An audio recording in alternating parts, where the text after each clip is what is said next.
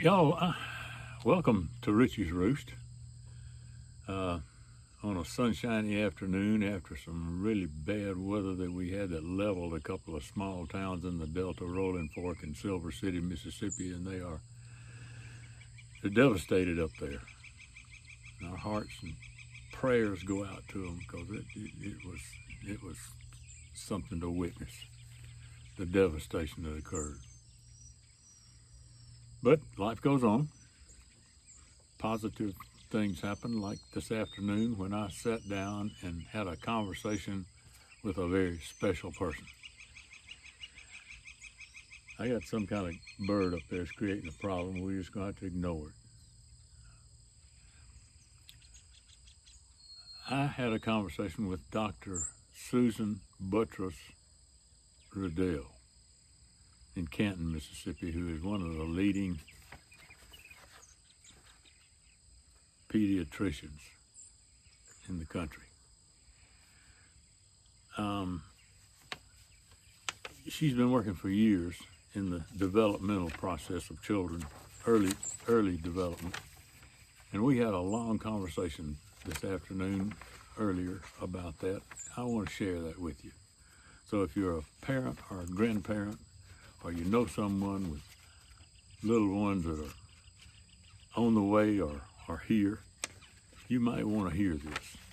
She's got some awfully good information to pass on about early childhood brain development. So I'm not going to say anything other than she is one of the leading pediatricians in the country. As a matter of fact, well, just a couple of things. She's a director of Child Health and Development Project from 2017 to the present at the University of Mississippi Medical Center. She has had all kinds of awards. I'm not going to go through them here. There's too many of them. I'd wear you out. But the one that really got my attention, these are the best kind, I think. Oh, by the way, she told me too that she has failed in one area. And I had a hard time believing that until she told me what it was. She failed retirement. Couldn't handle it, couldn't take it, had to go back to work. Absolutely failed at retirement. But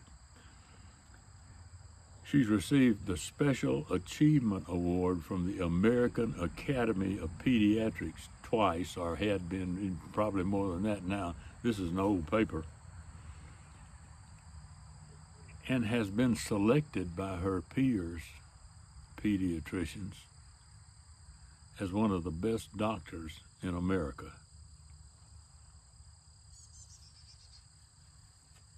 By her peers, as one of the best doctors in America. So that's the end of that. I'm going to introduce you to her now. Well, in a minute. I think you'll enjoy it. So hope it's of interest to you. Let me know what you think. I'm Jim Ritchie, and after this set to with Dr. Susan Buttross Riddell, I will see you again next time. Well, good afternoon. It's afternoon here where we're started. I don't know what time it'll be while you're looking at it, but you are in for a treat, folks. As I told you last week when I finished up my little conversation last week, we are now in the home of Susan Buttross Riddell, Dr. Susan Buttross Riddell, who is the daughter of some very close friends of ours over the years. When we first moved to Canton, Susan, your dad was one of the first men I met. And I immediately formed my idea of Canton if he was any indication of the kind of folks that lived up here. Oh. He was the epitome of a Southern gentleman, I thought. He was a great guy. He was. He loved Canton so much, and he loved you. He thought you were a great guy. Well, he was he was one of the movers and shakers in the community. You know, one of the leaders, no question about it. And what impressed me most was, you know, I'm usually a pretty good judge of character. One of my first thoughts were, if you shake this man's hand, you don't need a written contract. You know, he True. was that kind, and I really admired him more than, you know, I probably should have told him that while he was alive, but I never did, and I've always hated that. Well, I think your friendship alone meant a lot to him. Yeah. It really did. Well, he was a good man. And of course, your mother, the best adjective I can use for her is genteel. Mm. She was a perfect mate for him, you know. And now the Buttross family goes back to 1910 Right. in Canton, right? Right. That's when your grandfather came? Right. Why don't you kind of go through the history of that real quick, and we'll Yeah. go to some other things. Just quickly, it's kind of a fun story. My grandfather immigrated from Lebanon through Ellis Island and traveled down to where apparently there was family in New Orleans.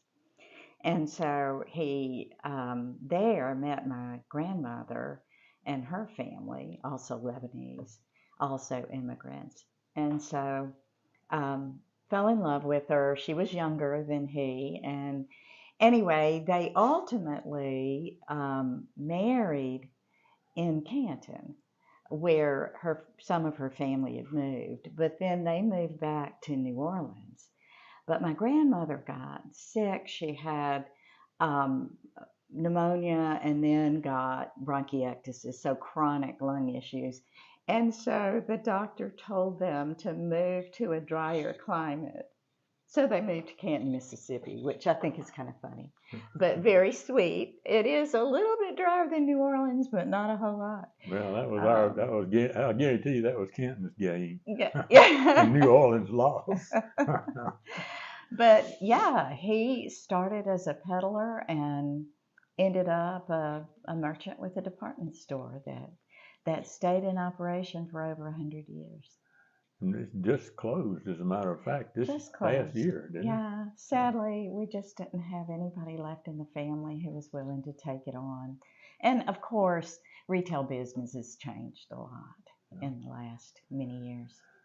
Well, from that union, 8 children were born, right? You're the third oldest. Third is that oldest, right? yep.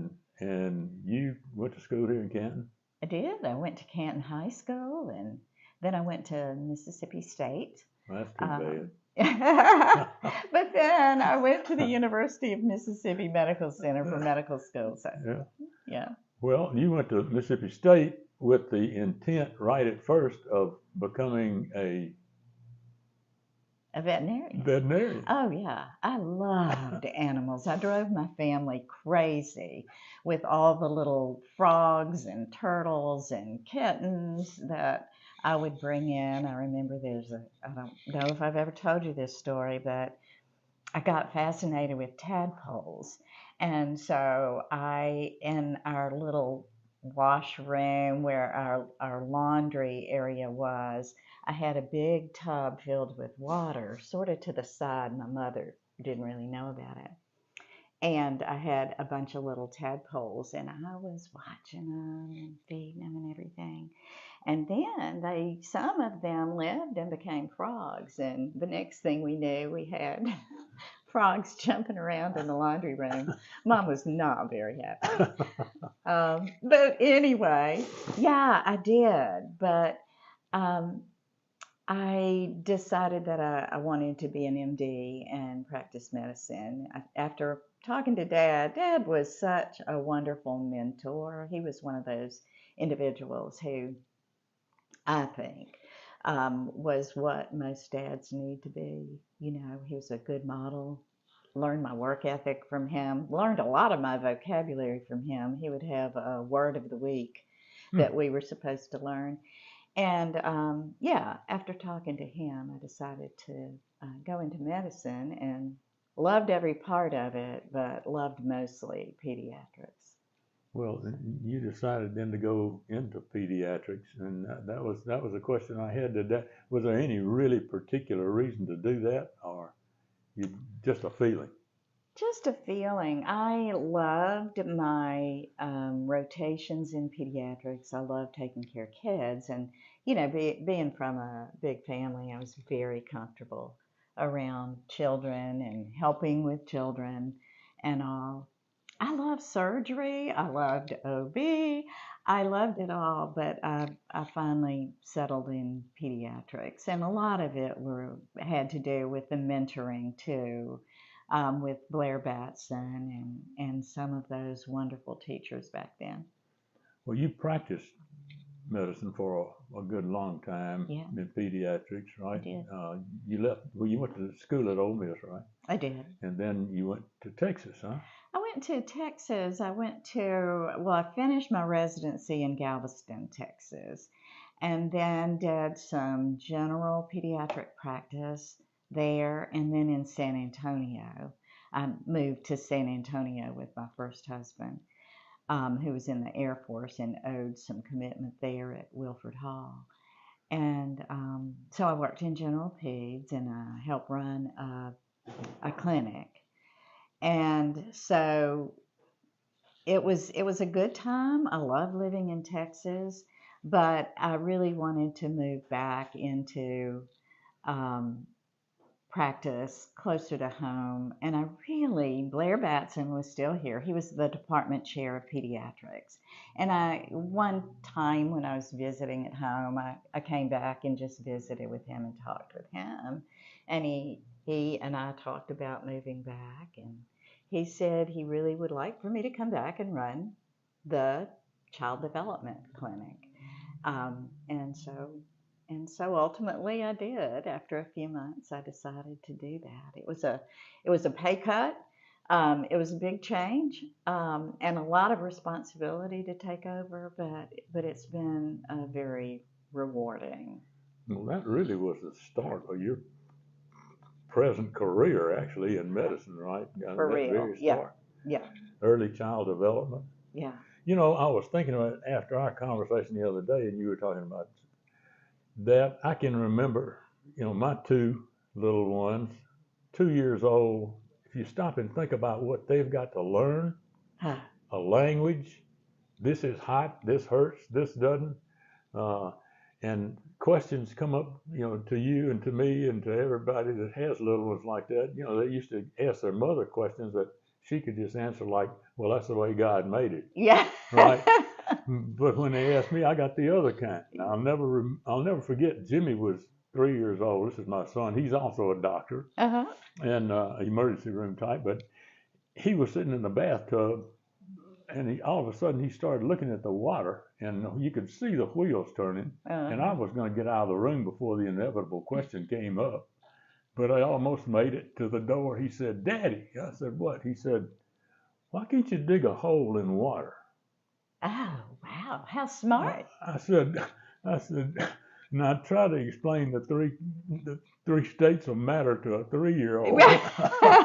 Anyway, I think I came up with that's the way God made it, but I'm not sure. Anyway, I can understand where you're coming from. That is a huge development stage. It's such a fascinating field. And, I practiced through the years seeing children of all ages, and actually continued to follow some into adulthood because it was hard to let them go, especially if there was any kind of special need. But my real love is in that early developmental stage when children are so rapidly growing. And Jim, one thing that I think maybe people understand but don't get the depths of how important this area is that, let me just tell you about a couple of things.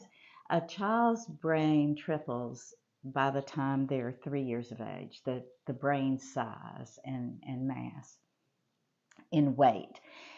By the time a child is 4.5, 5 years of age, their brain is almost the size of an adult's. So rapidly growing. The other incredibly impressive thing is that in young children, over 1 million neural connections are happening every second. every single second. We don't move that fast A as million a adults. second? A million every second. And so what is happening during that period of time is new pathways are being set. Um, new learning is being imprinted. The areas of the brain that are not used are trimmed away. There's a huge, massive network of nerves and connections and neural connections, and there is effectively a pruning, so that everything gets organized, pathways get set, um, and the more you use that pathway, the stronger it gets. Hmm. So, for example, if a child is born at birth with a cataract over one eye so that they can't see out of that eye, even if the nerve works, it'll shrivel up and go away because it's not used. And that's just the way the brain is, for all of us. We've even found out that even into adulthood, if one area of your brain stops working because of a stroke or damage or some sort of injury, you can actually teach another area of your brain to help you with that task. Um, it's much, much harder for adults. In young children, for example, um, if they lose the use of a typical nerve pathway that helps with fine motor function, like pincer and handwriting, if they are in therapy early enough, they can relearn how to do that much more quickly than adults can. So really important. Well, let me ask you something. When I was a kid coming up, I cannot remember a single case of knowing another child with autism. Mm. Now it seems like it's prevalent, and the question I've got is it more prevalent, or was I just not aware? That's a really good question, and that is a question that developmentalists and neurologists ask all the time, psychiatrists, everybody has been scratching their head. It does seem to be more common. That really has been looked at. I agree with you. In fact, when I came back to Mississippi in the late 80s, early 90s, there was very little talk about autism.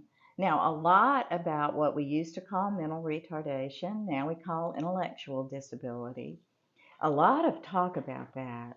So we know probably some children with an intellectual disability and autism were probably classified back then just as intellectual disability. And probably some children with autism who did not really have an intellectual disability were diagnosed as that just because of their lack of socialization that they have.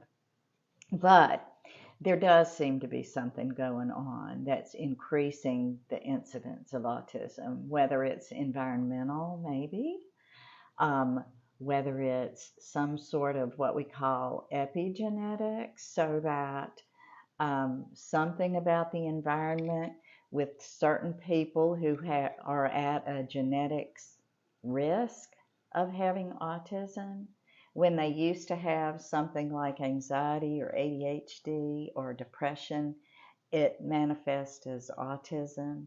We don't know, but it's been looked at. There are some things we know don't cause autism. You know, people tried to say the measles, mumps, rubella vaccine caused autism. That has been disproven over and over again. What kind of vaccine? The MMR, the measles, mumps, rubella vaccine, or other vaccines. And that has been looked at in studies after studies. Probably the best look was in Japan when they looked at a whole town. Um, I think it was Osaka, Japan, and they looked at the entire population pre um, during while they were being vaccinated, and they looked at the autism rate. And for a period of time, they stopped vaccinating everyone. So no one was vaccinated. I can't remember the reason. But then what they found was the incidence of autism continued to increase. Mm-hmm. So there was something else going on. Mm-hmm. So anyway, it's a question. I think we're doing a better job about diagnosing it and have a better understanding of what it is and what it's not. But we still don't know the cause. And keep in mind, it's real diverse. Autism, you can have an individual with really mild symptoms, or you can have one with very severe symptoms who does not relate to their environment at all. Well, how do you go about, what are the initial steps of screening a child to see what one, I guess, intellectual level is, or whether there's some type of a problem somewhere? How do you start?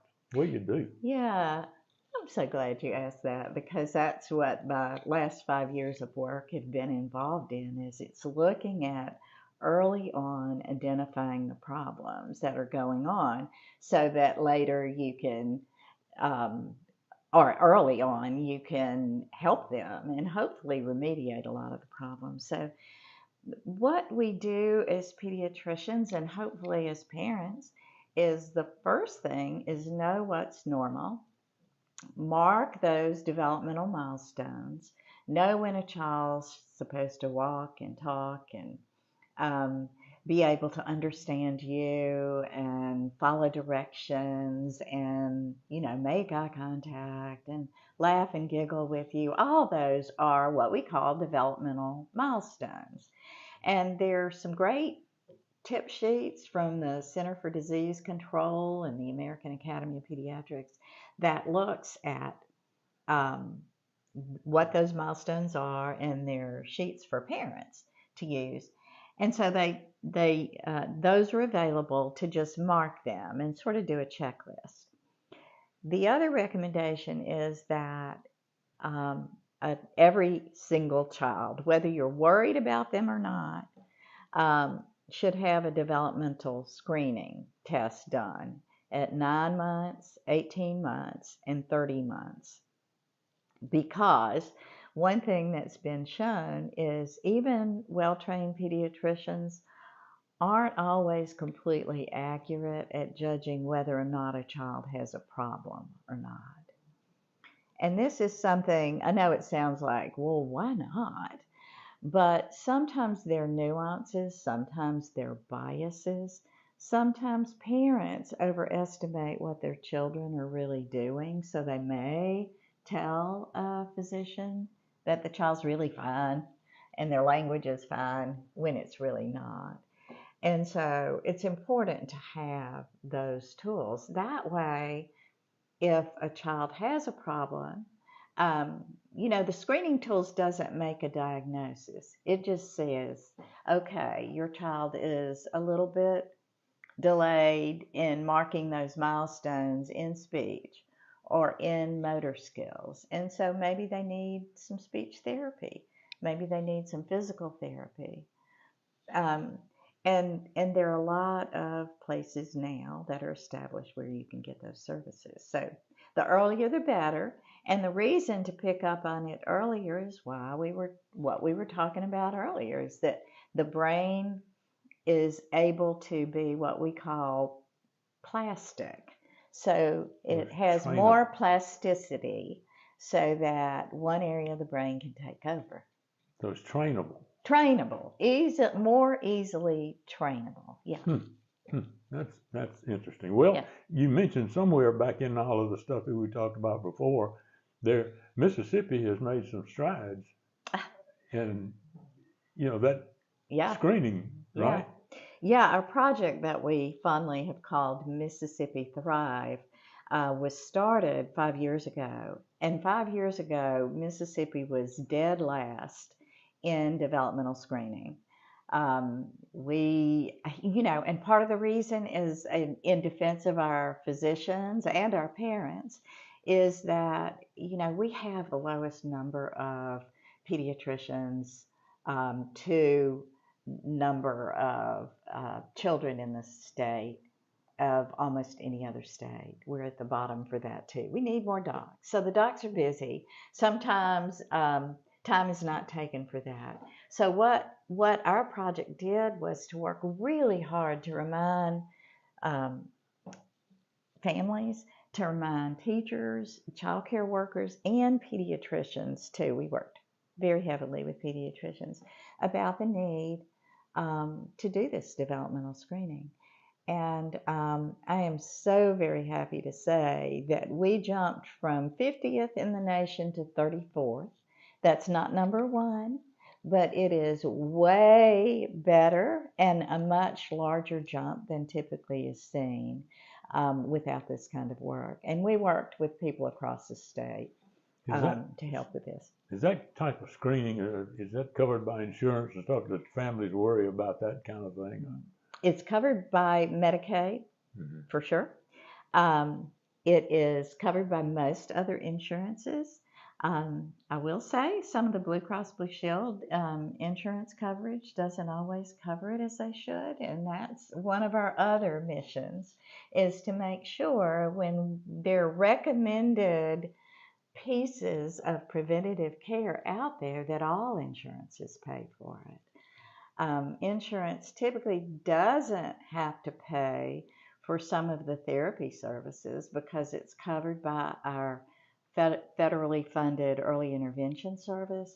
And then when a child from birth to 3, and then from 3 to 6, those services are supposed to be covered by public school, or 3 on, if they're needed and if they affect the learning. Well, do you just, there's no way, I guess, that you email or mail out to newborn new mothers to say you need to bring these in? How do you go about letting these people know that service is available? That was a big piece of what we were working on, increasing literacy to remind parents what is needed.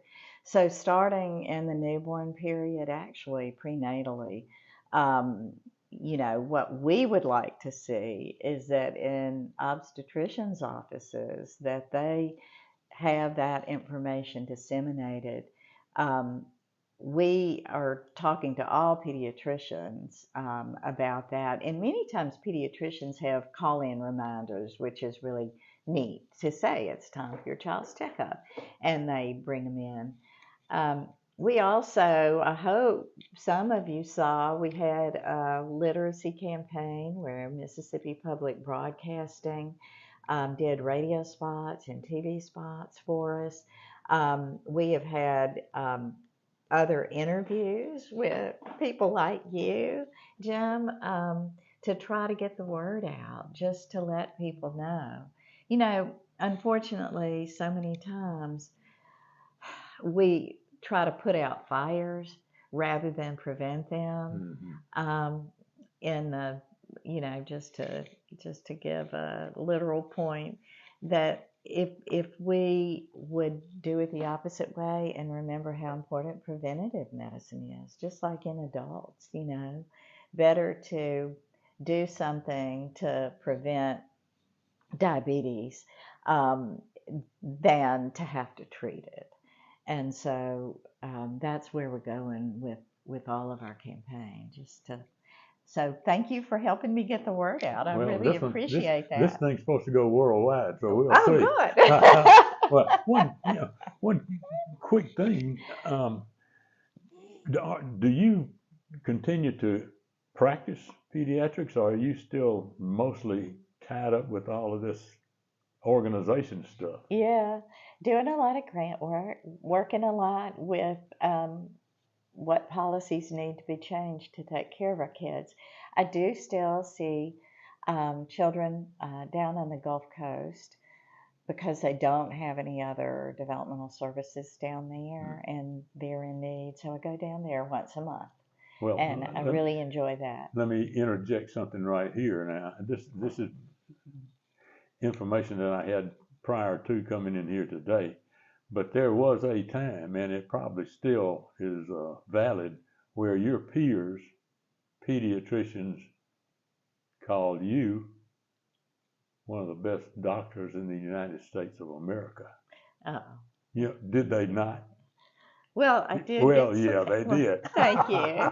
That is so So you sweet. guys on the Gulf Coast, you see what you're getting, huh? I appreciate that. Thanks, That, John. that needs to be known. I mean, you have done a fantastic job, and you're filling such a need that I thought it was just somebody like you, the availability to talk to somebody like me is a real honor. Oh, my goodness. Thank you. You were. So if we wrap this thing up, what advice would you give now to, if you can wrap it up in a kind of a little nutshell, to the parents or anyone else out there that you feel needs to know what we've got going on in this area? Yeah. It is more than parents. And, I know everybody thinks it's trite, but it truly does take a village to raise a child. Unfortunately, we don't have um, any kind of course that people can take on how to be the best parent ever. There's certainly child development courses and everything, but what I would encourage everyone who cares about kids, and if you don't care about kids, you should, because they are the future of all of us. And if we don't have kids who are happy, stable, and developing well and learning well, then we're not going to have a future state or country. So, with that said, just to be informed on what's normal and what's not, to go to a website like our MississippiThrive.com. We've got a lot of great information out there about early brain development and child development and resources. And it's Mississippi spelled all the way out, MississippiThrive.com. Go there and look Thrive, at it. Thrive. Yes, right? Thrive. Yes, Yeah. Thrive. And to just to learn what's out there.